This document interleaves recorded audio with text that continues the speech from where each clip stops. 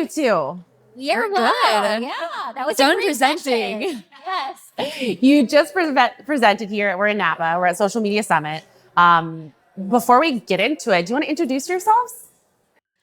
Jessica Mancuso. I'm the Vice President of New Developments for Asset Living on the student vertical. So that means our team manages and launches anywhere from 10 to 18 new developments every year. Wow. Then it's a task. This year we have 9. Next year we have 12. So we're really looking forward to a strong season once again. And I'm Delaney Duke. I am the Director of Digital Services at Landmark Properties. I and my team oversee all things that's digital platforms. So social media, email, web. If it's online, it's ours. It's online, it's yours. Love that. Same. I have an events manager. I'm like, I'm going to handle everything on the internet and you're going to handle everything in real life. Yep. Well, I have you here today because you guys fresh off the stage. And I was just talking to Jessica right before you showed up, Delaney. Like, I just learned last week that I am a peak millennial. I was born in 1991, and apparently like 1990 and 1991, the New York Times like dubbed us peak millennials because we're like a miniature baby boom. And there's so many of us, which is probably why housing is not affordable. I mean, like buying a house. And, but anyway, I remember when I was a little baby marketer years ago, sitting in conferences and listening to people way older than me telling me about being a millennial. And I did not love that. I did not love them telling me like, this is what my personality traits are. This is how I like to buy. I'm like, why don't you ask me? Like, I'm sitting right here. And I love that you guys just did a session. What was it called? Like, are you ready for Gen Z? Gen Z, are they coming? Yeah. And I love that. They are coming. Yeah. Wait, so Gen Z, are you prepared? Yeah. Because we're here. They are here. And I don't want to make assumptions, but Delaney, I think you're Gen Z. I am not. I am 95. I'm 95, so I am a cusper. But you both work directly with students. Correct. And yes. There's no one here in this entire building more qualified to speak to Gen Z renters than you two. They keep us young. They do. Yes. That and the skincare routines we all developed when we were 7. Yeah. So tell me a little, like, give me the spark notes. Tell me some big takeaways from your session. So I guess I'll give like a quick overview of like the 3 top things that we kind of like spoke about, and then we'll go through the takeaways. So really the thing with Gen Z is that the first thing is authenticity. Like that's in the presentation. That's one of the big notes that we wanted to hit on is authenticity. Visual content is another big one. Of course, they are super visual. They want photos. They want videos. They don't want to read blogs. I made a Vanderpump joke in the presentation about how like I'm watching it from the beginning. And everyone's like writing blogs. Like that's the thing. And I'm like, this is so like 2010 coded. We're not doing that anymore. We're off Tumblr. We're not doing that anymore. No, I did love Tumblr though.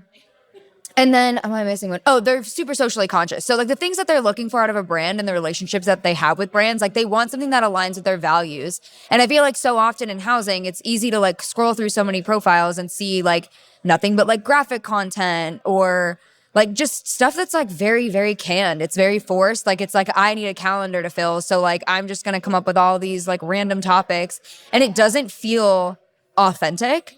So yeah, I think, what we really wanted to hit on is like, you really need to like infuse like so much personality and like so much relatability into the content strategy nowadays. Like it's less about meeting these quotas of like how many times you need to be posting on these platforms and really just like less is more, like pouring into the content and making something that's worth someone's time. So the first one that our key takeaways were to be adaptable. So there's things that are changing all the time. Like the trends, they come and go so quickly, especially right now. Oh my God. But you need to find a way to be flexible in your strategy. And that's not saying like bounce to every platform as they become popular, like as they even like, I mean, some of these have blown up, like Be Real is a very popular platform, but I don't know that there's a space for us there yet. So being adaptable, like analyzing these things, keeping an eye on it and finding our fit is, really, I think the key thing that's going to like make more successful in the long term. What was our second one? Yeah, it was telling, not selling. It was being authentic and not selling the apartments. Gen Z doesn't want you to sell them an apartment. They want to understand that the apartments are being a story. Like there's a story to be told about why it fits into their lifestyle, why it's a slay to live at their community, right? So that's like a Gen Z term. But it's about doing things that highlight your community versus saying, we have great floor plans, we have awesome bedroom sizes, we have huge island kitchens. That's selling to them versus doing lifestyle content, user-generated content that actually highlight and tell the story of, it would look really cool for me to have my friends here and doing a dinner party. It would look really cool for me to, get ready in this bathroom. There's an LED lit mirror. There's tiles that are warmed. There's great sunlight. So highlighting all the amenities that you have within your unit and your external community in a story versus really just selling the traditional way we always knew how to sell before. I think I'm in marketing as well. Yes. But I do B2B marketing, so I market to you guys. Yeah. And I think about that a lot. You're walking in a demo, they're walking through all these features. And the features may not be relevant to you, but Right. you got to tell people the benefits. Like what is in it for them? Like what are they going to actually ultimately, what is the value they're going to get out of it versus a laundry list of things? Right. And I always say that housing is such an emotional sell, right? We're not transactional. We're selling bread. It's not a grocery store transaction. You're not at Target. It's where somebody will lay their head down for at least 12 months, student or multifamily. So it's important that they feel like they are living and breathing as a community. And connectivity is so important to Gen Z, as we mentioned also in our panel, that they want to be a part of this community that has mental health awareness, climate awareness, social issues. That's all a part of the Gen Z want and need. Yeah, absolutely. Earlier, just a few minutes ago, we were talking about how student housing space innovates, and then what happens kind of trickles along to the more commercial multifamily. What are some things that are happening in student housing right now that you think are going to start to trickle into like just general commercial housing? Yeah. So you want me to start and then I can pass it over to you. User-generated content is something that we talked about, organic content, where an ad won't feel like, to be frank, just like a sales point of contact. It will feel more like my friend who lives at that community or my neighbor, that you look like my neighbor. You could be a part of my community. So that's, I think, a trend that we'll continue to see. TikTok. I think that's one that like student housing at this point, I think all of us are on the platform. I know like us specifically, all of our like sites are now on the platform. And I think it's something over the last few years that multifamily has kind of looked at as like, there are some where like maybe you're in like a downtown area, like where I live, like my community, like I don't live in a rental community now, but like the ones that I've lived in, like they had TikTok. They kind of knew their demographic because like your downtown areas are going to have a lot more millennials. So they were already like prepared for that. But I think across the board, like that's going to have to be a platform that people do eventually gravitate to. And then if you're not going to do that, you have to be making video. Like at the very least, we've got to break out of the like cringe content and like stay off pixels and stock photo website. Oh, please, I'm begging you. Don't superimpose photos into graphics all the time. Like just post content, like be real and like post actual in the moment content of your property. And that was something we talked about too, is like the overly filtered stuff. Like I just feel like something that it's kind of funny because I think like I was like thinking about it when you were talking about the like specific color in the feed. Yeah. Like, God, we tried so hard with the like, okay, this month is red. The perfect grid. We did that. We did that hard. And now I feel like you're starting, like, I feel like that type of thing, the overly filtered content is what we're seeing more in multifamily. And now we're going back. Now it's like, no. Like, sorry that we made y'all do that, but you need to stop. Because that's not what's in anymore. So yeah, I think video, I mean, TikTok, I do think like that's a harder push because I do think like sometimes having to log into multiple platforms is already hard enough for like our student housing sites to do, with multifamily not even having like on our student teams, we've got like mostly like 3 managers at a fully staffed site. And like we have enough people to like man these platforms. I think that's the struggle. But yeah, at the very least, I think like video content needs to be a priority, and we've got to find a way to like infuse that and infuse personality from the site teams and of the property into the content instead of just like billboarding everything. So I'm chronically on TikTok. In fact, I have a 1-hour time limit set on my phone. Sometimes I press add 15 minutes, but the ads that come, the general, like not multifamily, general consumer ads that come across TikTok, it takes you a second to realize it. Yeah. It looks like just normal organic. It's a woman sitting behind the camera, putting on like telling a story while doing their makeup. Exactly. It is hard to differentiate between an ad and organic content, and that is not something that can be very comfortable for marketers that have been doing this for a while. They're used to their glossy luxury stuff. Have you personally experimented with, I know you do a lot of organic stuff. Have you started to experiment with ads? And tell me how it's going and what type of content you're using for those ads. Yeah, exactly what you're saying with like, I think for us, it's honestly a blessing that TikTok is the way that it is and why the advertising content has evolved the way it has on social media, because like we don't have like the back office teams to create some of these like Super Bowl commercial worthy pieces of content. Now you can use Sora. So when ChatGPT releases. Beautiful. Amazing. No, not great. But I think that kind of plays as a benefit for us, because it's like, hey, we don't have to do this polished stuff. Like, we don't need you to hire a videographer. All I need you to do is do an organization video. One of those in Erica's presentation, like someone just like organizing their apartment, like the things they bought off Amazon. I think for us, like we're doing the same thing as the other brands. Like, we're taking the unboxing video strategy and putting that into advertising. I think that is one of the things with TikTok. Like, as soon as you see like an ad from like Peacock or like just one of like some of the bigger brands, it sticks out so much. An instant and it's swipe like for me. Yeah. Get off. This is an ad. Yeah. Goodbye. So I mean, I think that plays to our benefit. I think we have the capability to make this content that's like very, very organic.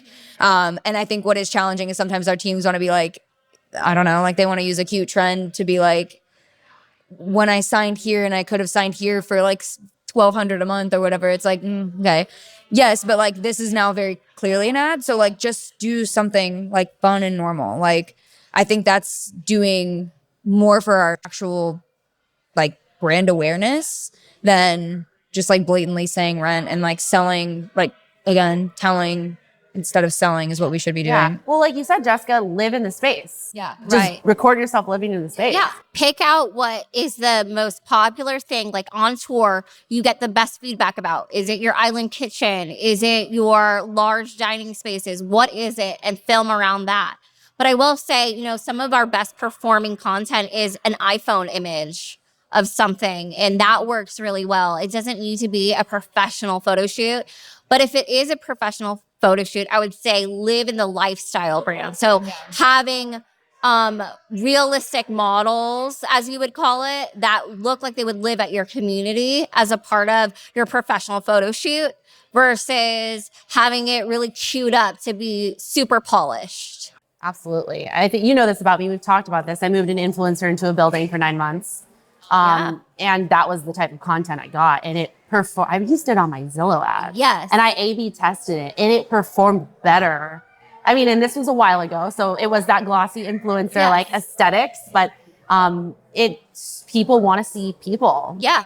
Yeah. I mean, I was saying like one of the stats that I gave, 73% of Gen Z would rather see just a normal person within their ads versus a celebrity.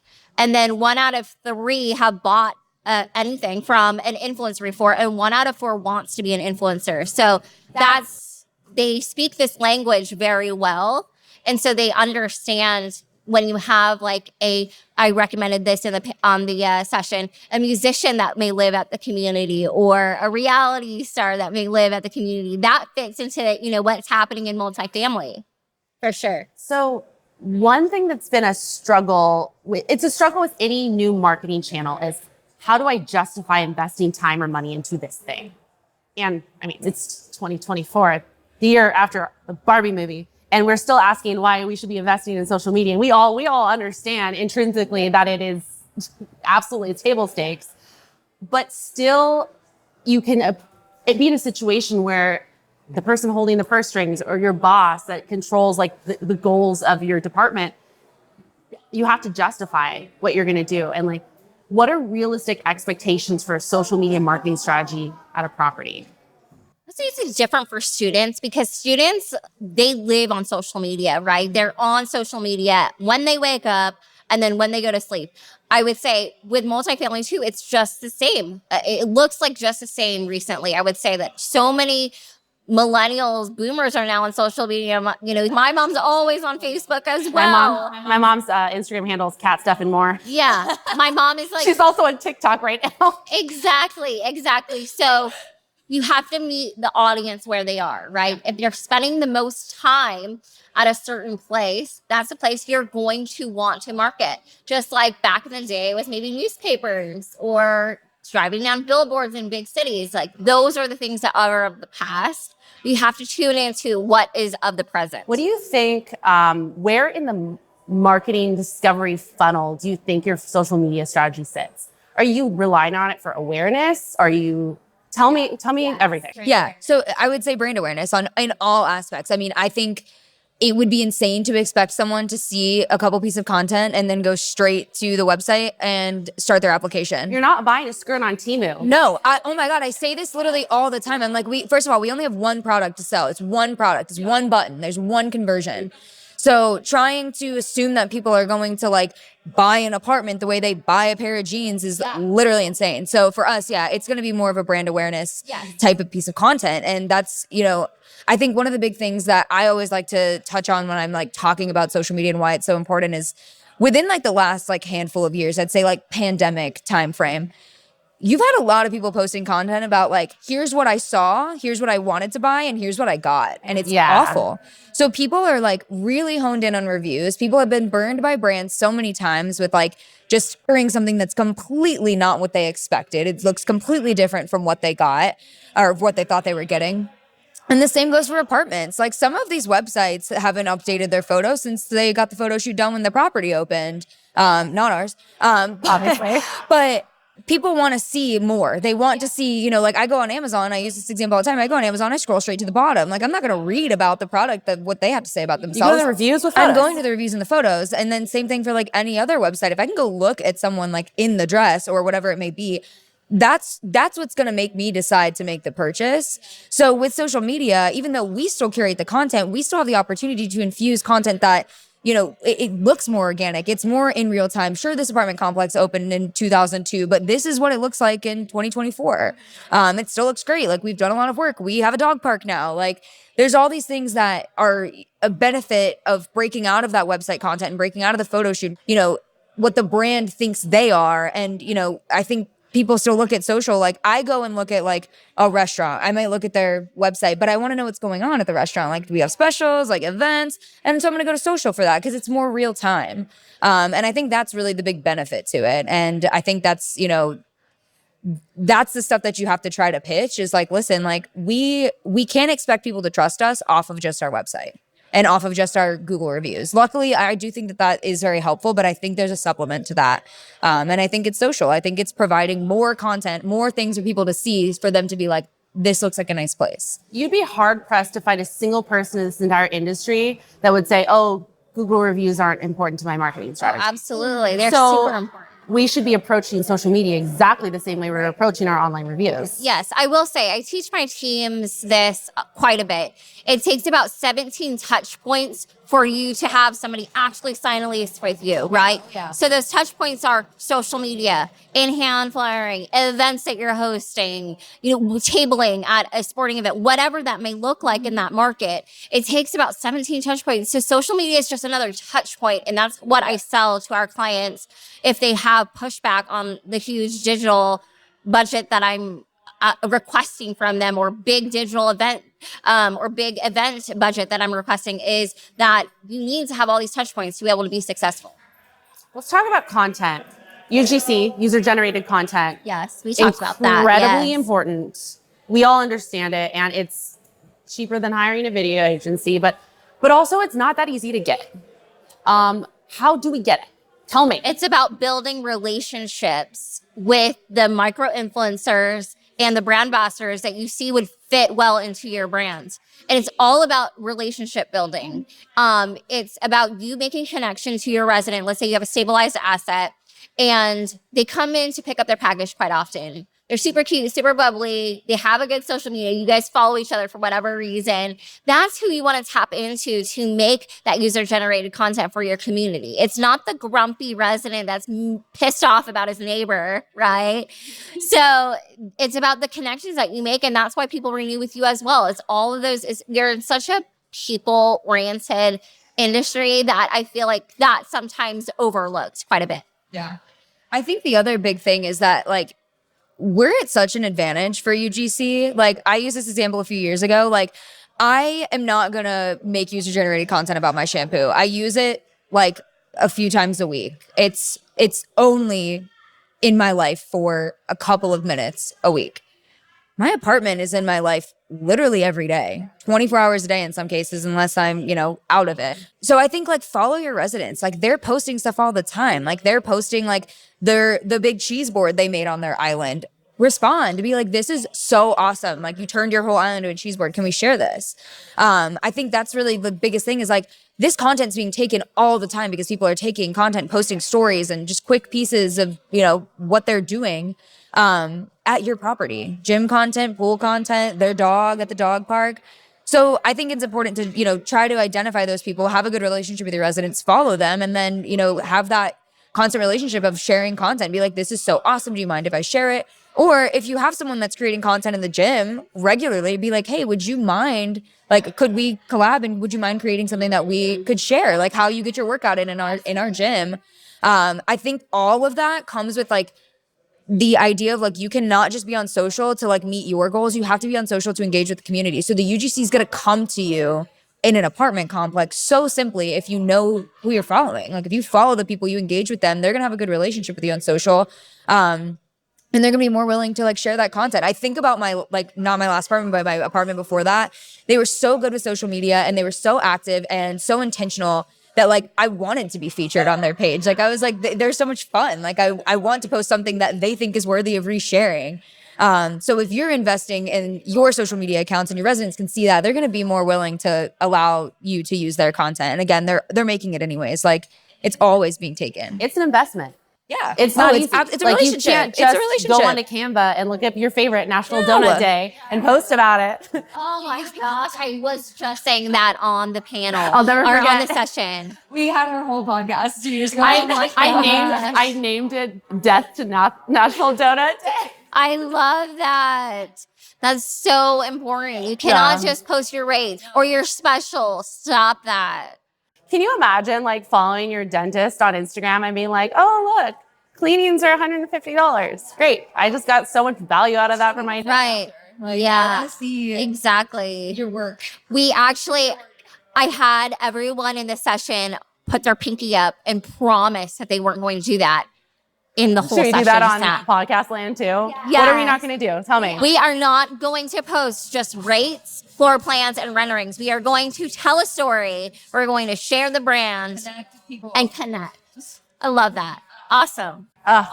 What a way to close it out. Any final thoughts? I'm just so happy to be here again. I wasn't able to make it last year, but Delaney has been such a great partner in this session. I had so much fun with her.